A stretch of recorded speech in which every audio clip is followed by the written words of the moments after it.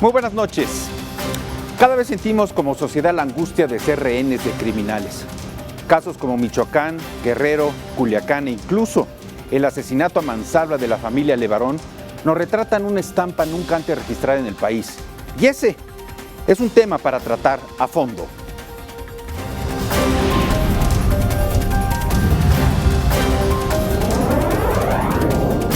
A fondo con Carlos Ramos Padilla.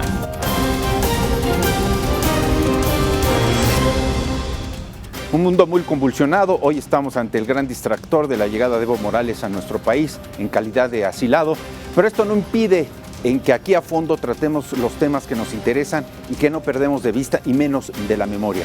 Y hoy vamos a hablar de la violencia, una violencia que está fuera de control, que ha puesto en riesgo a las instituciones y que ha permitido que grupos, grandes, pequeños, células o no, de delincuentes se burlen de las instituciones del ejército y del propio gobierno a falta de estrategias.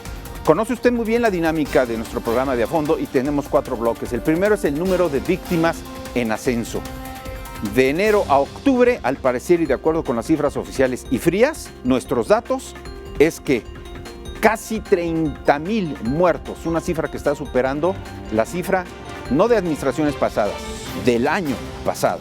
Cifra histórica en ese sentido. Estrategia de congelar finanzas a criminales. ¿Realmente ha funcionado esto? Desde la época de Felipe Calderón, con Enrique Peña Nieto y bueno, pues ahora con la naciente 4T, se ha querido asfixiar, estrangular los bolsillos de los narcotraficantes, de los criminales, de las bandas delincuenciales. Creo que esto no ha funcionado, lo vamos a debatir en unos momentos. Tercer bloque, regulación de la marihuana. ¿Es la alternativa? Se discute entre el uso de la marihuana con usos recreativos o medicinales. Han festejado este tipo de estrategias, por ejemplo, en Canadá, en donde ya hay largas filas para comprar marihuana. ¿Funcionará esto aquí en nuestro país? Digo, para controlar la delincuencia. Punto interesante a discutir. Y el último, las fuerzas extranjeras, ante la presión de los Estados Unidos por lo ocurrido en Levarón, ¿deben operar en nuestro territorio? Esos son los temas, ese es el debate y usted participará en ello. Me da mucho gusto y para esta experiencia periodística hoy tengo el gusto de que nos acompañe Víctor Hernández, analista en Seguridad Nacional de la Universidad Panamericana. Víctor, qué gusto como siempre. ¿Qué tal, Carlos? Muchas gracias por la bienvenido. Y por supuesto Raúl Rosales, investigador de Causas en Común. Raúl, tal, ¿cómo Carlos? estás? Mucho gusto. ¿Por qué están incrementándose los niveles de agresión, de barbarie, como lo calificó a Luis Raúl González Pérez, el presidente saliente de la CNDH, y por qué las cifras tan escandalosas en este momento víctimas del crimen organizado? Víctor, empezamos contigo. ¿Por qué? La pregunta que haces, Carlos, es muy relevante. Las políticas públicas, las acciones de gobierno, los programas de gobierno, se evalúan igual que los medicamentos. Es decir, si yo estoy inventando la aspirina, estoy inventando un medicamento para quitar el dolor de cabeza, yo lo que tengo que medir en los pacientes, oye, ¿este medicamento genuinamente quita el dolor de cabeza o a lo mejor tiene efectos secundarios indeseables? ¿Cuáles son los saldos de esta medicina que le hemos llamado guerra contra el narcotráfico? Primero, como tú mencionabas, un incremento espeluznante en la tasa de homicidios que no se había visto al menos en los últimos 30 o 40 años. Todo apunta a que los homicidios totales de este sexenio van a oscilar entre los 35 y 36 mil muertos, que es una cifra histórica que no se había visto en décadas. Oye, perdón, ¿y es responsabilidad de administraciones pasadas o es falta de estrategia actual? Es que el gran problema es que hemos perpetuado la misma estrategia fallida que se llama guerra contra el narcotráfico. Una estrategia que tiene 2 características. Primero, que descansa fundamentalmente en las Fuerzas Armadas para hacer labores de seguridad pública. Y número 2, que desmantela por completo a las policías municipales. Esta estrategia ha fracasado rotundamente. Es bien extraño.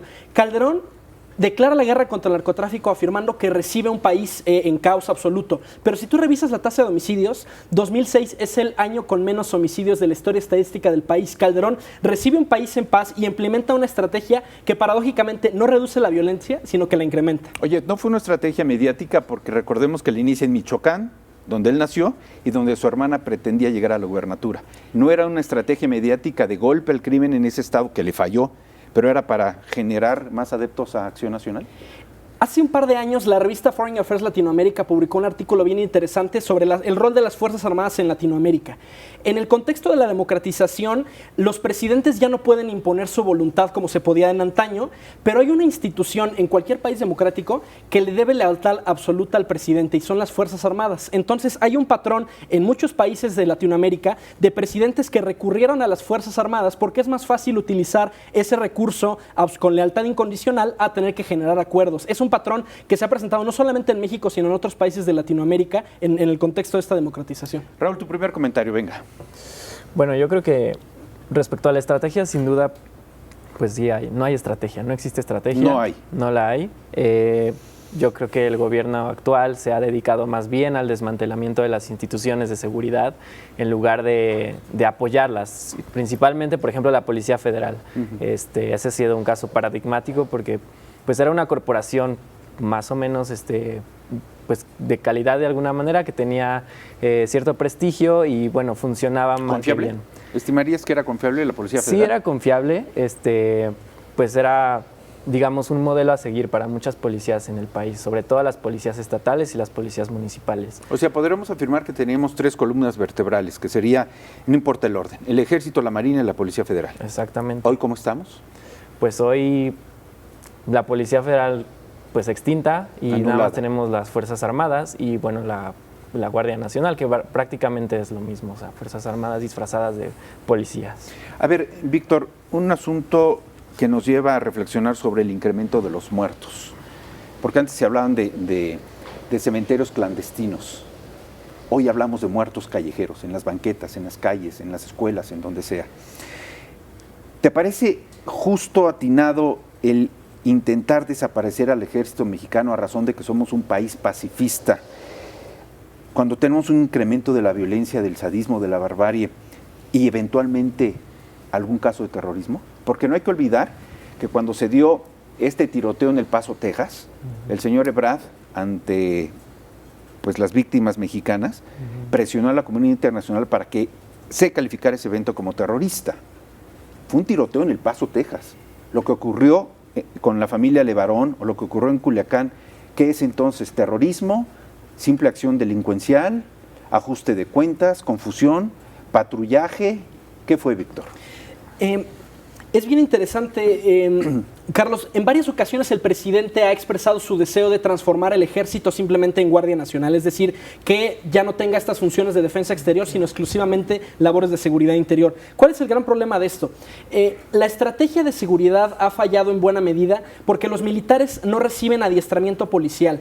Si tú revisas la currícula de los adiestramientos básicos, incluso los avanzados para cualquier elemento del ejército, no les enseñan derecho penal, preservación de la cadena de custodia, no les enseñan a llenar un informe policial homologado, y de hecho los militares tienen incluso ya una expresión, ¿no? Los abogados de la delincuencia tienen tu pa' que te liberes, ¿no? O sea, tienen ya un abogado que sabe detectar estas irregularidades en la carpeta de investigación y en 72 horas sale libre. No porque haya una complicidad de los jueces, sino porque simplemente el ejército no está entrenado para hacer este tipo de labores, y es simplemente una razón pedagógica. O sea, yo no puedo ser arquitecto, doctor, filósofo y abogado porque no me cabe todo en la cabeza. La disciplina militar por sí misma es muy exigente y no le puedes pedir al mismo elemento que sepa manejar morteros, armamento colectivo, legislación militar y que además sepa hacer toda la chamba de policía. Pero se está pidiendo al revés, ¿no?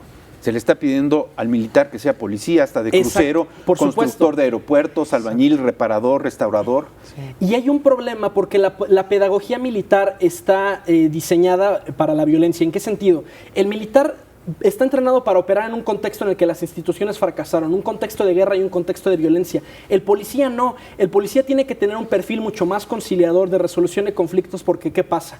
Si tenemos una situación de rehenes, por ejemplo, adentro de un avión, la mentalidad militar me diría, bueno, pues entramos tirando plomazos y que caiga quien caiga. Pero entonces acabas haciendo más daño de lo que hubiera hecho el delincuente. El entrenamiento policial es quirúrgico, está hecho para utilizar solamente la dosis precisa de fuerza, contrario al entrenamiento militar, que exige que sepan operar en un contexto de violencia mucho más fuerte. ¿Qué es la Guardia Nacional, Raúl? Y te lo pregunto con toda intención porque a veces da la intención de que es un grupo selecto de militares incondicionales al presidente. Dije al presidente, claro, no a la presidencia. Claro. ¿Eso es la Guardia Nacional? Pues de acuerdo a la ley, la Guardia Nacional pues es una corporación policial, pero a final de cuentas, o sea, en la práctica está formada por pues militares, por marinos y pues por Policía Federal, pero a final de cuentas pues sí es una corporación militar con tintes militares. ¿Y el primer fracaso, digamos, fue Culiacán? Probablemente, aparte pues prácticamente abandonaron a la Guardia Nacional, la dejaron pues al cañón del fuego. Entonces pues sí, eso es muy preocupante. O sea, a pesar de que la Guardia Nacional es el proyecto del sexenio, pues no se está dando como la importancia que debería y pues no hay una estrategia básicamente. O sea, la Guardia Nacional está desplegada, pero no ha habido le hace de acciones policía concretas. migratoria que de revisabultos en el metro, ¿no? Claro, y aparte está haciendo justamente esta herramienta política que es muy poderosa, sobre todo por estas cuestiones, por ejemplo, en la migración. Pues ya Estados Unidos está aprovechando esta situación y pues ahora ya es como una herramienta de control migratorio, pero pues eso no es lo que le toca. ¿Cómo evitar esta barbarie, esta hazaña? Vimos, y no lo vamos a, por decencia, por respeto a la víctima, pero además a nuestra audiencia, no vamos a publicar el video en que un militar en Culiacán, ya muerto, es arrastrado del cuello y lo usan de tiro al blanco a la cabeza hasta destrozarle el cráneo. Ese sadismo, ese mensaje que se está dando. ¿Cómo se puede frenar esto, Víctor? ¿Cuál sería la idea, la negociación? Vamos a hablar en otros bloques sobre las posibilidades de las finanzas o las posibilidades de la marihuana o de intervención extranjera. Ese es otro asunto. Pero ahorita, de primera intención, ¿cuál es la idea como para ya frenar esta matanza? Porque pues nos dicen, es que los gringos nos mandan armas desde Estados Unidos, es que fue un encuentro entre capos, es que hubo confusión, es que fue un patrullaje. No. Están incrementándose los muertos y no es culpa de administraciones pasadas. Se tenía que haber resuelto hoy el asunto, el de hoy.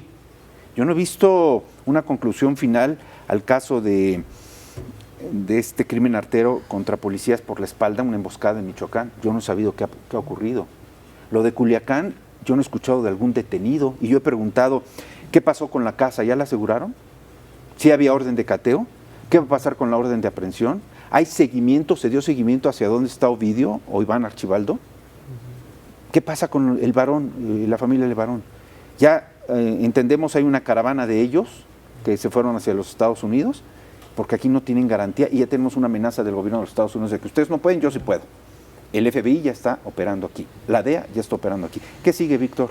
La estrategia tiene que cambiar en dos sentidos. Por un lado, una reconstrucción de las policías municipales.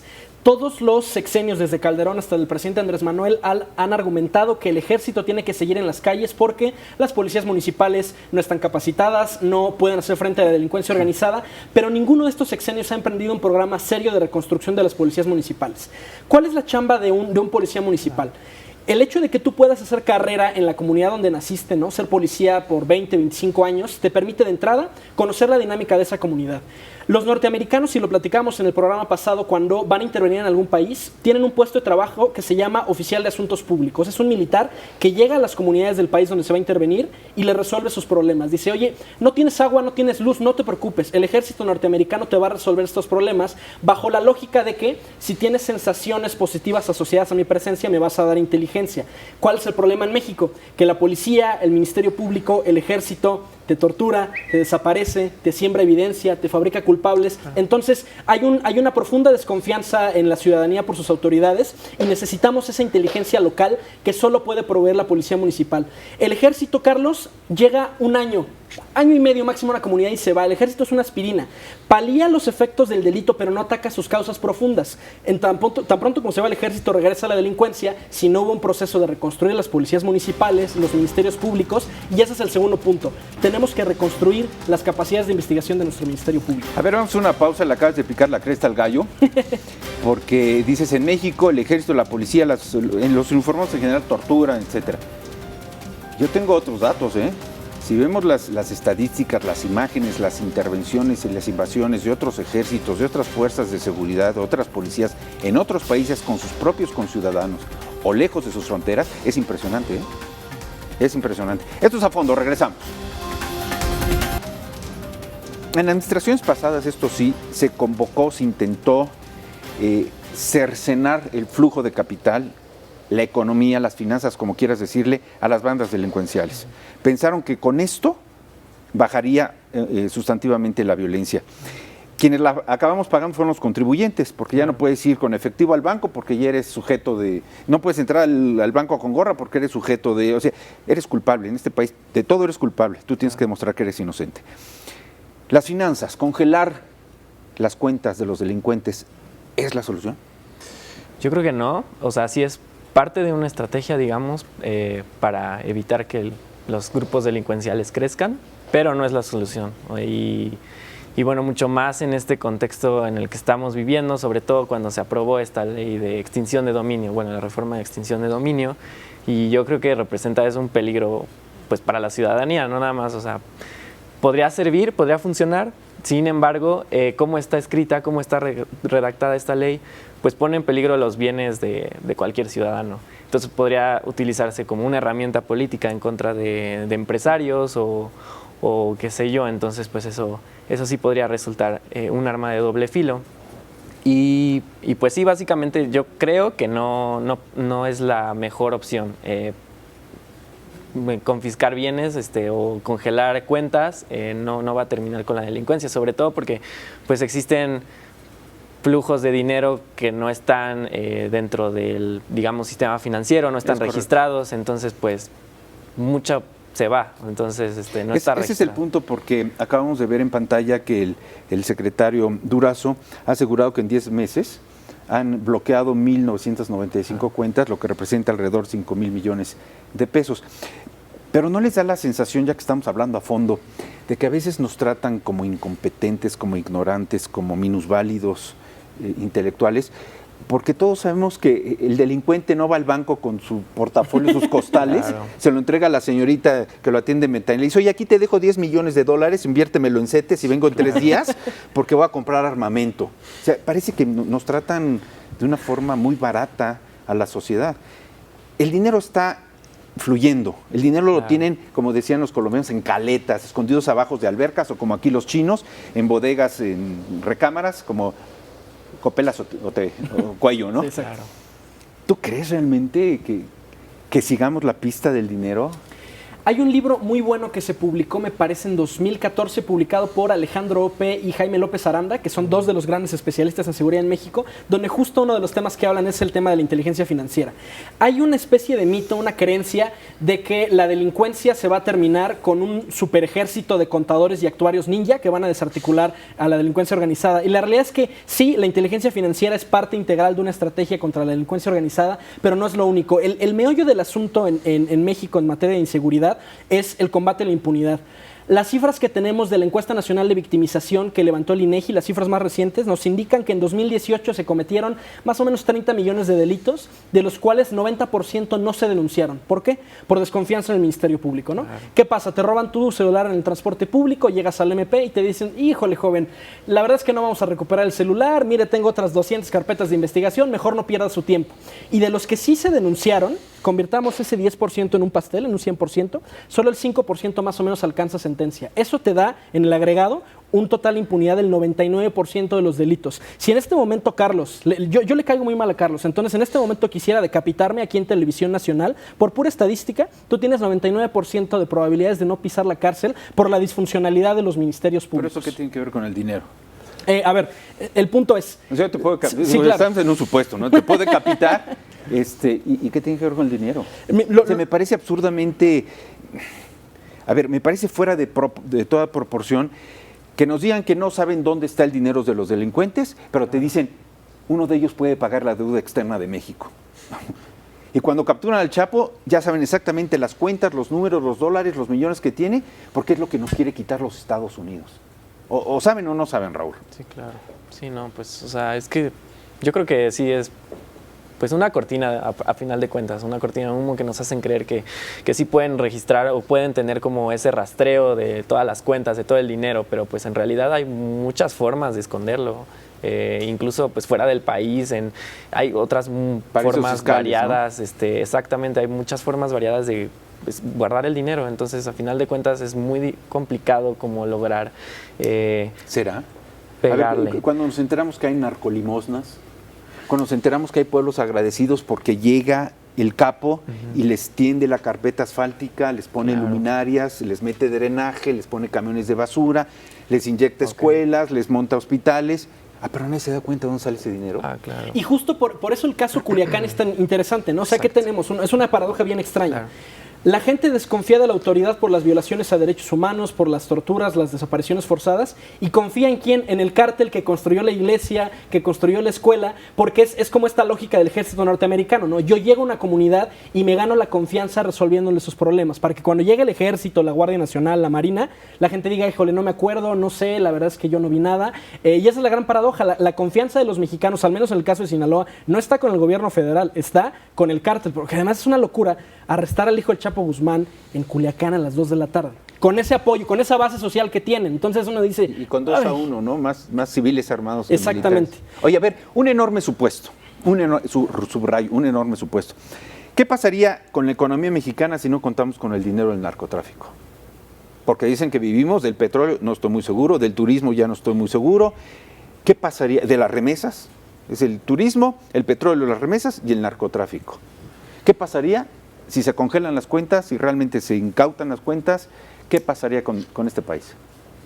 Pues lo primero que hay que decir en el tema del mercado de drogas es que los productos están encarecidos. Por ejemplo, una tonelada de coca en Venezuela, en Colombia, en Bolivia, incrementa 1000% su precio ya cuando a Nueva York, después de todo el proceso de refinado, y sobre todo por todos los sobornos que hay que pagar. Uno de los argumentos de los defensores para la legalización de las drogas es ese, que el precio va a disminuir dramáticamente cuando simplemente se le fiscalice como cualquier otro producto y ya no haya que pagar todo este tipo de sobornos, porque al final el soborno funciona como una especie de impuesto, ¿no? Es un cargo que yo tengo que pagar para mover mi mercancía, y no es lo mismo pues salir al Oxxo y comprarse una Coca-Cola a tener que ir a una cancha ahí en medio de la noche a conseguir el producto. Es decir, también la idea de la legalización es que sea mucho más segura la adquisición de este tipo de estupefacientes. ¿Estás de acuerdo? Claro, yo Raúl, no estoy muy seguro si pegaría realmente fuertemente a la economía. No sé, tendríamos que pues realizar un análisis más a fondo en las cuestiones, no sé, qué porcentajes del PIB se podrían como considerar que vienen de alguna fuente ilícita. No sé, sí, yo creo que es un tema mucho más complicado que sí tendría que ser analizado como pues sí, más ¿Y será, a fondo. repito, será? Generalmente sabemos que nosotros que conducimos automóviles como cualquier contribuyente tenemos que pagar impuestos, tenemos que pagar derechos, nos revisan la verificación, la tenencia, pero aquellos andan en aviones, ¿no? Y comprar un avión, ¿de dónde sale el capital? Bueno, y no hablemos solo de drogas, o sea, hay toda una economía irregular, o sea, pensemos en los puestos callejeros que mueven muchísimo dinero y que justo no está fiscalizado, El y que también narcomenudeo, ¿no? y lo que tenemos son estimaciones, o sea, ni siquiera hay como una medida muy certera de cuál es el tamaño del mercado criminal. Entonces eso es muy complicado el hacer ese tipo de análisis. No voy a decir que no ha funcionado la estrategia de congelar las finanzas de los narcotraficantes o criminales. Lo que pasa es que no han querido o no han podido hacer esa tarea. Hablo de las autoridades. Probablemente ambas. ¿Tú crees? O sea, ¿no han querido ni han podido? ¿O son cómplices? Pues si tomamos en cuenta que hay muchos mercados negros o mercado informal, podría yo creo que también, pues no sé, cómo considerarse más o menos por ese lado, y pues en parte también de que no han querido, o sea, o de que no han querido voltear a ver ese problema, y nada más hacen, pues justamente por el caso de que decías, de Culiacán, por ejemplo, ahí la gente admira mucho a estos grupos delincuenciales, porque pues les ponen escuelas, les ponen hospitales, y pues el Estado no se ha hecho responsable de eso, y pues obviamente no va a quitarle eso a la gente. Entonces las finanzas no es la solución. Es parte de la estrategia, pero no es la única parte. O sea, ¿cuál es el objetivo de la estrategia? Es que el que la hace la paga. Y el problema con un índice de impunidad del 99% es que tú puedes en este momento cometer un crimen y no hay credibilidad en que vayas a ser detenido nunca. Entonces hay incentivos para continuar con estas conductas criminales de aquí para el real, en lo que no se atienda el fracaso del Ministerio Público y de sus capacidades de investigación. A ver, nos aventaste la tarjeta antes del tercer bloque. Hablaste de la marihuana. O sea, ¿el control de las drogas va a funcionar para que ya disminuya la violencia en este país? Es a fondo. Regresamos. Asunto de la probable legalización de la marihuana, sea para una función recreativa o sea para una estrategia medicinal. A ver, hemos visto aquí en nuestro país como puntada legislativa pues le incrementan los impuestos a los alimentos para mascotas. O sea, piensan que son basura y los animales no comen. Entonces, castigar, eso no ha acabado con que los animales no coman. Pues los refrescos. Vamos a acabar con la obesidad. O sea, en lugar de ser un problema de salud, es un problema fiscal. Súbanle los impuestos a los refrescos. Tampoco ha acabado con la obesidad y consumo del azúcar. El tabaco. El tabaco. ¿Qué ha pasado? Cada rato más caros los cigarros, sigue el tabaquismo. Claro. ¿Qué pasa con el alcohol? Exactamente lo mismo. ¿Qué pasa con la marihuana? Bueno, vamos a comprarla en cualquier tiendita y vamos a andar todos así bien contentos, bien felices ahora sí. Y ya se acabó la delincuencia, el narco va a estar tranquilo. Decir, bueno, pues al señor del estanquillo, mándale unas 3 toneladas ahí que se acabó. Bueno, lo primero que hay que decir es que el narcotráfico no es el único ingreso de la delincuencia organizada. Estos grupos manejan trata de personas, tráfico de órganos, es decir, otro tipo de actividades criminales. Pero eso es cuando les falla, ¿no? Cuando no encuentran el camino del narco, le cierran algunos caminos, se van por el secuestro, la extorsión, etcétera. Y el punto es, como tienen esta economía extractiva, si les quitas las drogas, al final siguen teniendo otro tipo de ingresos. Pero hablemos de las adicciones. El problema con los productos que generan adicción es que convierten a determinados bienes en bienes de demanda inelástica. ¿Eso qué quiere decir? Que no importa cuánto tú incrementes el precio, la gente va a seguirlos comprando porque tiene ya una dependencia psicológica o bioquímica. El caso del azúcar es interesante, Carlos. Cuando hacemos dieta, esos primeros 2 días que tenemos un dolor de cabeza, un mal humor terrible, es un síndrome de abstinencia. Ajá. Porque el azúcar es mucho más adictivo que la cocaína. Entonces, ¿qué pasa con el tema de las drogas? A pesar de que son extremadamente caras por estos impuestos que paga en sobornos para moverse este producto, la gente lo sigue consumiendo por la dependencia que genera. Estrategias como el subirle el impuesto al tabaco o a los refrescos no están orientados realmente para acabar con el tabaquismo o con la obesidad, sino simplemente para tener más recaudación fiscal. Justo aprovechando esta debilidad bioquímica que producen estos productos. Yo estoy a favor de la legalización a título personal y quiero explicar por qué. La prohibición se mantiene bajo el argumento de que las drogas generan costos en salud, el adicto nos cuesta, por la adicción que produce. Ok, yo estoy de acuerdo. ¿Por qué no vamos el día de mañana a San Lázaro y exigimos prohibir todos los productos que generan adicción? Y entonces vamos a prohibir los gansitos, las Coca-Cola, los pambazos, y vamos a poner a la Guardia Nacional a incautar gansitos, a arrestar al osito Bimbo. Y entonces cuando llevas ese argumento al extremo, cuando quieres prohibir otro tipo de productos que producen adicción, dices, oye, espérate, ¿por qué el gobierno tendrá que prohibirme qué es lo que puedo consumir o qué es lo que puedo meter en mi cuerpo? Esa es la gran falla del argumento prohibicionista. A ver, te gusta el pleito, ¿verdad? ¿Te gusta subirnos al ring? A ver, dame tu punto de vista porque yo tengo aquí una réplica para Víctor. A ver, Raúl, ¿tú qué piensas? Pues mira, Carlos, yo también soy de la idea de que debería de legalizarse y creo que sí le pegaría bastante a los ingresos de los grupos delincuenciales.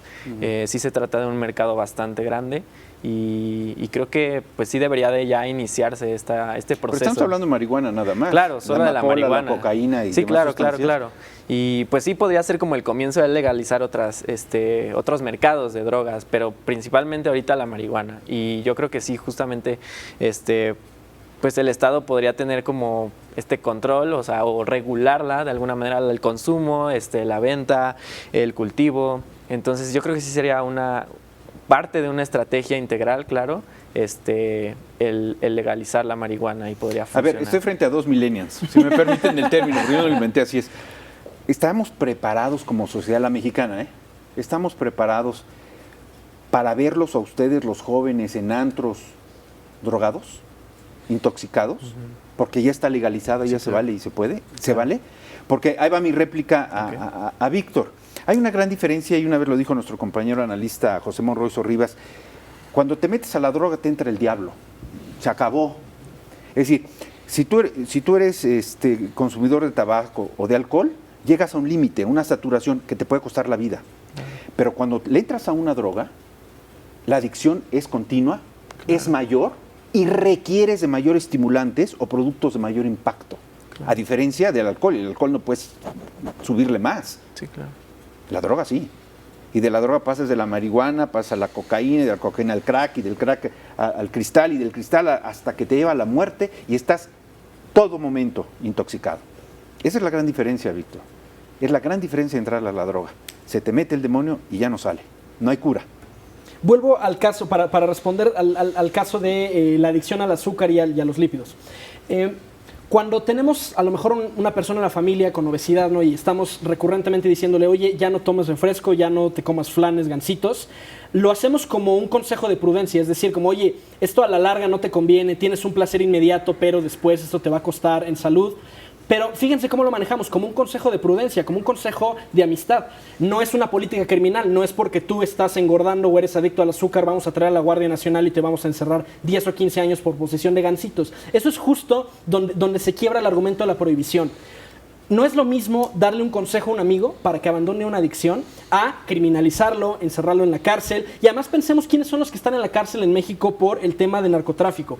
Campesinos que, pues simplemente porque era mucho más redituable sembrar marihuana que sembrar elote, o porque los amenazaron los narcotraficantes, en este momento están en la cárcel. Gente que fue obligada por la delincuencia organizada para mover droga de un lado a otro. Y justo la iniciativa de la ley de amnistía del presidente Andrés Manuel tiene la intención de indultar a estas personas que fueron víctimas de la estrategia fallida de la prohibición de drogas. Pero hay una conveniencia ahí también, lo platicábamos hace unos segundos con Raúl. Te conviene en ocasiones estar más del lado del delincuente porque te proporciona mayores satisfactores que el Estado o el gobierno. Entonces tú no puedes darle amnistía a quien por decisión propia y voluntad propia se inclina hacia un acto delictivo, me parece. Claro. Y digo, parece sarcasmo, pero como yo diría que tuviéramos un poco más de cuidado en el discurso que estamos manejando por el tinte político. Podríamos decir que en lugar de gansitos, pues comer pingüinos, ¿no? Porque ahorita los gansitos están muy... ¿no? Entonces mejor comer pingüinos. A ver, entonces...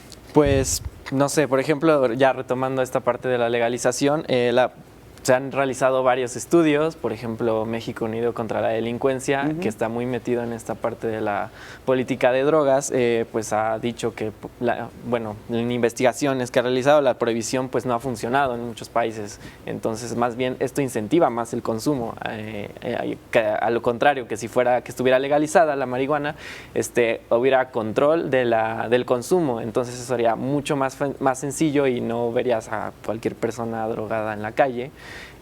A ver, insisto, tenemos ahorita un problema muy grave, muy serio dentro de las escuelas, de las universidades. Claro. O sea, el narcomenudeo ha penetrado y el consumo se ha incrementado. Eso están las estadísticas, están los datos. Exacto. Entonces, ¿nos gustaría ver que ese consumo ya es legal? Que los estudiantes antes de entrar a clase o después de clase se metan lo que se les ocurra porque es una forma de controlar a la delincuencia. Porque a mí me parece que este es un asunto de salud, Claro. No es un asunto ni de seguridad nacional, ni es un asunto fiscal, es un asunto de salud, de combate y tratamiento a la salud. Bueno, en este caso, pues ya el control ya no lo tendrían los criminales, entonces ya no podrían disponer como de ese, digamos, pues sí, poder sobre sobre estas sustancias, digamos. Y ahora el Estado tomaría la responsabilidad de regular todo este mercado y el consumo, y eso no implicaría que, por ejemplo, los chavos consuman o vayan drogados a los colegios. Más bien habría un control más estricto en el consumo porque ya se sabría dónde están los puntos de venta. Entonces eso sería mucho más fácil para el Estado como tener ya vigilados, digamos, esos puntos de venta. No lo alcanzo a comprender. Este argumento de Raúl es central, Carlos. A ver, venga. La pura disponibilidad de un producto no genera adicción a ese producto. Te pongo un ejemplo. En cualquier momento puedes ir a la tienda de la esquina y comprar algo de detergente para lavar la ropa. Y no porque esté disponible, todos los mexicanos son adictos a estar moneándose con detergente o con Suavitel o lo que sea, no solo por el hecho de que esté disponible. Es decir, el poner el producto a la venta, ¿qué es lo que va a lograr? Número uno, que las personas que lo consumen ya no asuman todos estos riesgos de ir a comprarlo en un lugar medio oscuro, con un cuate medio tenebroso, y se puede fiscalizar. O sea, al final... Todos los países que han legalizado las drogas han tenido un ligero incremento en la cantidad de consumidores, pero no ha habido una epidemia. Como sí hay una epidemia de diabetes, en México mueren muchas más personas por diabetes que por delincuencia organizada. Homicidios en México vamos a tener este año como 36,000. Si tú sumas las muertes por diabetes y enfermedades del corazón, estamos hablando de más de 150,000 mexicanos. Es decir, los que matan a los mexicanos no son los narcotraficantes, son los pambazos, las gorditas, las bebidas azucaradas. E insisto, es un tema de decisión personal. O sea, yo estoy a favor de la legalización de las drogas y en mi vida he probado una. Y mi punto es, tú decides si quieres ser un adicto, si quieres ser funcionario en tu trabajo o no. Al final se trata de un ámbito de decisión personal en el que pues, se puede dar un consejo de prudencia. ¿Por qué no has probado droga? ¿Por miedo? No, ¿Por yo temor? trabajo como consultor en seguridad, con frecuencia hago exámenes de control y confianza, entonces pues no. Bueno, los uniformados trabajan con pistolas y las usan, ¿no? A ver, que este es un punto muy interesante que digo que no acabo de comprender. Ahorita vamos a nuestro último bloque que tiene que ver con la intervención de Fuerzas Armadas extranjeras en nuestro país. Pero yo no puedo todavía imaginar en la vía pública de nuestras ciudades que haya un control de alcohol, el alcoholímetro, o haya un control de drogas. O para aquellos que usan a la delincuencia como forma de vida, se envalentonen porque hoy ya está legalizada la droga y la pueden consumir, ya van intoxicados a atracar. Me parece que bueno es que toques. Sí, difícil. regresamos con eso. Vamos al último bloque, esto se está poniendo muy interesante. Estamos a fondo, volvemos. Yo en ocasiones he sugerido que lo que decimos fuera del aire es más interesante que cuando estamos bajo la presión de las cámaras. A ver, esto es muy importante. Es decir, estamos hablando de violencia, de unas manifestaciones que rayan en la barbarie, en la decapitación, en destrozar en ácido a los seres humanos. A ese nivel estamos hablando en este país. Asesinar a niños, incinerarlos vivos. Ya lo de la guardería ABC en Hermosillo, Sonora, ya es un ejemplo reducido con lo que pasó con los Levarón. ¿Qué pasa si se legalizan las drogas y los delincuentes llegan ya intoxicados con drogas a atracar, a matar, a extorsionar, a secuestrar? Porque no es lo mismo portar un arma, envalentonarte con 3 tragos de tequila que con droga adentro, me parece. Qué bueno que mencionas el tequila, Carlos. Alrededor de 2009 se hizo una encuesta Alcohol, en el sistema penitenciario mexicano y le preguntaron a los internos si antes de cometer el crimen por el que estaban condenados habían consumido algún tipo de droga. La inmensa mayoría contestó que alcohol. ¿Por qué? A pesar de que el alcohol te entorpece motrizmente, ellos decían, yo necesitaba estar ebrio precisamente para no racionalizar las cosas horribles que estaba haciendo, desollar a una persona, asesinar a alguien. Y las demás drogas, cocaína, marihuana, ácido, tenían grados de respuesta muchos menores, muchos menos delincuentes cometían el delito. Pues. Porque, a ver, con toda sinceridad, ¿quién podría asaltar un banco marihuano o viajando en ácido? No puedes manejar un arma de fuego en esas condiciones. No lo sé. Como sí lo puedes hacer estando un poquito borracho. Entonces, ¿estás de acuerdo, Raúl? Pues yo creo que sí estoy de acuerdo con tu punto, solo que pues no sabría tampoco. Sí, claro. O sea, yo creo que sí. O sea, las drogas son estimulantes, No, al final de cuentas. Y el es que estimulante no todas, te excita. No todas. Claro. O sea, el caso de la cocaína sí. Pero pensemos en la marihuana. O sea, ¿quién realmente después de echarse 3, 4 porros podría ir a asaltar un banco? Sí, ¿Quién claro. puede hacer un culiacanazo estando Motorola? O sea, ¿realmente puedes operar un arma calibre 50, tener un despliegue táctico estando Motorola? Híjole. A ver, yo no sé, probablemente no me consta, pero yo no estoy seguro que todos o ninguno de los que operaron criminales en Culiacán no hayan estado intoxicados. Por lo que quieras, ¿eh? O alcohol, o cigarro, o lo que se hayan metido, para tener esa valentía de dispararle a gente inocente. Igual los que actuaron en el caso de Levarón o los que mataron a Mansalva por la espalda a los uniformados en Michoacán. Necesitas algo más, algo más que la adrenalina que te impulsa a hacer ese tipo de ejercicios. Y la droga está metida en esto, ¿eh? Yo creo que la droga no te aplaca, sino por el contrario, te impulsa, te crece, te hace ver otra persona que no, cambia tu personalidad. Y esto tiene que ver mucho, el uso de armas, de drogas y demás, con esta aparente invitación del señor Trump a intervenir en nuestro territorio nacional con fuerzas armadas en sustitución de nuestro ejército, de la Guardia Nacional. ¿Qué piensas? Ajá. ¿Estás de acuerdo, Raúl? No, por supuesto que no. ¿Por qué? ¿Somos Pues, autosuficientes? Lo estamos demostrando. ¿Somos autosuficientes? Hay muchas fallas, sin duda. Pues como te decía desde el principio del programa, pues no tenemos una estrategia realmente en contra de la violencia, de la delincuencia.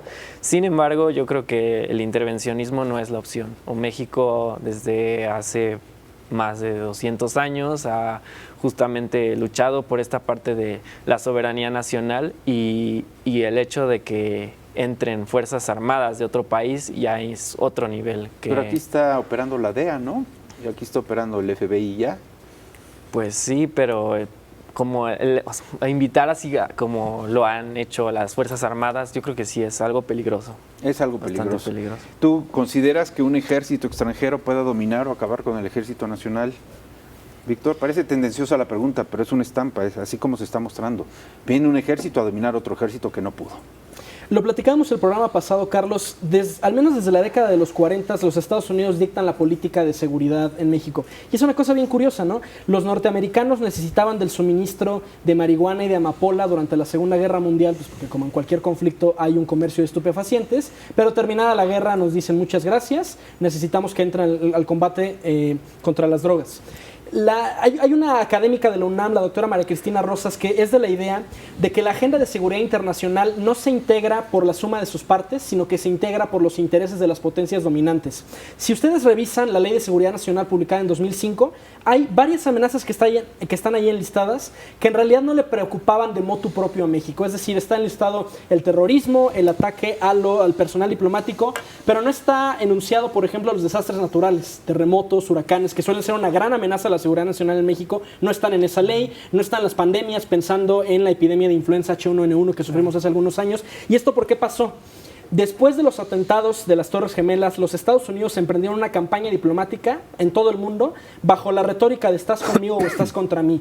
¿Y qué es lo que le preocupa a los Estados Unidos? La guerra contra las drogas, la guerra contra la delincuencia organizada y el terrorismo internacional. Pero a lo mejor, por ejemplo, en las islas del Pacífico, en Kiribati, en Vanuatu, la principal amenaza a la seguridad nacional no es el terrorismo, es el cambio climático, porque son países que se están hundiendo por el incremento del nivel del mar. Pero como Vanuatu no es tan grande como los Estados Unidos, entonces le ponemos atención a cosas que son más escandalosas, ¿no? El terrorismo, la delincuencia, cuando en realidad hay un ecosistema de amenazas a la seguridad nacional mucho más amplio que no tiene que ver con eso. Ustedes como jóvenes, Víctor, Raúl, no me pueden decir que están más a favor de abrazos, no balazos, guácala y fuchi, que lo que hace la DEA, el FBI o el Ejército de los Estados Unidos. A ver, voy a ser más concreto porque lo vimos en Culiacán. Es decir, sabemos que el Ejército mexicano llegó temeroso, no sabía qué iba a recibir, no sabía cómo iba a responder, no sabía si había orden de cateo, no sabía si había orden de aprehensión. Captan a Ovidio y le dejan hacer una llamada telefónica. Eso es imposible de creer que pueda ocurrir en el Ejército de los Estados Unidos. Tú lo sabes muy bien, Víctor. Sí, claro. A ver, someten al delincuente y no negocian, no lo liberan, cueste lo que cueste. Aquí se humilló el ejército mexicano. Entonces, ¿qué necesitamos? Que venga un ejército extranjero a acabar con Félix Gallardo, los Arellano Fénix, con Amado Carrillo, con el Chapo Guzmán, como acabaron con Hussein. Los norteamericanos tienen un historial de fracasos históricos en todas sus intervenciones. Vietnam, eso no Afganistán, nos ayuda tampoco, Irak. Entonces, ¿qué es lo que va a pasar? Siempre encuentran un pretexto. Invadimos supuestamente para brindar seguridad a esta comunidad. ¿Y qué es lo que pasa? La violencia genera más violencia. Claro. ¿Por qué los norteamericanos jamás van a ganar en Afganistán?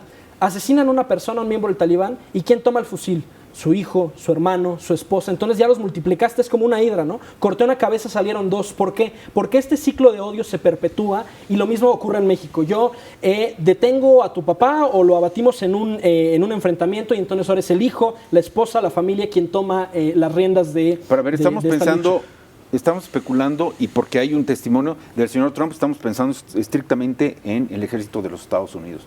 ¿Y si la invitación viene de Francia? ¿Y si la invitación viene de España? ¿Y si la invitación viene de otro país? Entonces sí o entonces no. Porque también hay muchos extranjeros que viven en nuestro suelo y no son estrictamente norteamericanos. Claro. ¿Entonces? Pues yo diría que no, por supuesto. Tampoco. Que no. Tampoco. Más bien lo que pensaría es en utilizar parte de estos mecanismos de derecho internacional, organismos internacionales, más que nada. Pues justamente lo que decías, no utilizar la violencia contra la violencia. Pero a ver, vamos un poco a la historia. Si Cuba se atrevió a enviar a sus revolucionarias fuerzas a Angola, si México mandó al Escuadrón 201 a la Segunda Guerra Mundial en participación aliada a Filipinas, ¿por qué no esperar ahora una alianza y que vengan a acabar de una vez con todos esos capos? Porque el problema sería el mismo. A ver, o sea, los militares no tienen entrenamiento policial, no tienen conocimientos finos de derecho penal. Cuando fueron los cursos de inducción de la Guardia Nacional, se entiende que fueron un poquito más cortos porque la Guardia Nacional está integrada por militares, ¿no? Gente que ya tenía alguna experiencia en manejo de armas, en derecho militar. Los cursos de inducción de la Guardia Nacional duraron 7 semanas.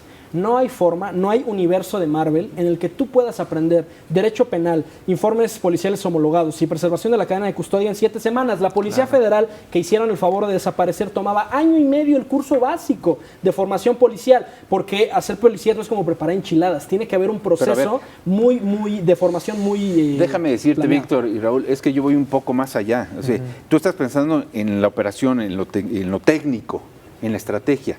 Yo estoy pensando en las intervenciones, es decir, nosotros mandamos a militares mexicanos como el Escuadrón 201 una intervención extranjera fuera de territorio nacional. ¿Cómo lo recibimos? Como héroes. Ahora que los norteamericanos quieren venir a nuestro país, son villanos. Ellos no son héroes porque vienen para acá. Nosotros cuando salimos para allá, sí somos héroes. A ver cómo está el asunto. Porque no se está planteando una operación de mantenimiento de la paz, por ejemplo, que tiene un proceso que se sesiona al Consejo de Seguridad de Naciones Unidas. Acabar con el narcotráfico. Esto es una decisión unilateral de intervencionismo norteamericano, de un largo historial de invasiones, de intervencionismo, de derrocamiento de gobiernos legítimos. Y justo ese es un tipo de vecino un poco incómodo, ¿no? O sea, pensemos todos los golpes de Estado que organizó los Estados Unidos en todo Centro y Sudamérica, el propio presidente Francisco I. Madero, ¿no? Que es derrocado en confabulación del embajador norteamericano. Es decir, hay un historial y hay un precedente de que no son intenciones puras las de los norteamericanos cuando hacen ese tipo de propuestas. A ver, ¿no sería un ejercicio de buscar la paz, evitar la violencia con ese tipo de intervenciones de los Estados Unidos en territorio nacional? Yo también soy de la misma idea que Víctor y yo digo que siempre las intervenciones, sobre todo de Estados Unidos, han sido peligrosas. Entonces no han salido bien, no han dado buenos resultados. Entonces nos quedamos con el fuchi y guácala. No, hasta más bien que funcione. Con el fortalecimiento yo creo que de las policías. Policías municipales, ministerios públicos. Muy bien. Pues yo creo que nuestro auditorio tendrá la mejor conclusión, el mejor criterio sobre lo que se ha debatido en este momento, en esta noche aquí en A Fondo, porque creo que el de la base piramidal, donde la mayor falla hay, precisamente es en las policías municipales, que son cooptadas por el crimen organizado. En fin. Víctor Hernández, qué placer. No, hombre, muchísimas gracias por la invitación. Un saludo a todo nuestro auditorio. Y nos estás poniendo agenda para seguir en la discusión igual que Víctor Hernández. Víctor, muchas gracias. Muchas gracias, Raúl. Gracias. Ya me Víctor, cambié. Raúl. Gracias. Y gracias a usted, gracias por estar con nosotros, acompañarnos y por seguir con atención estos debates, estas polémicas de temas que son verdaderamente importantes para nuestro desarrollo nacional. Soy Carlos Ramos, estamos a fondo. Muchas gracias. Buenas noches.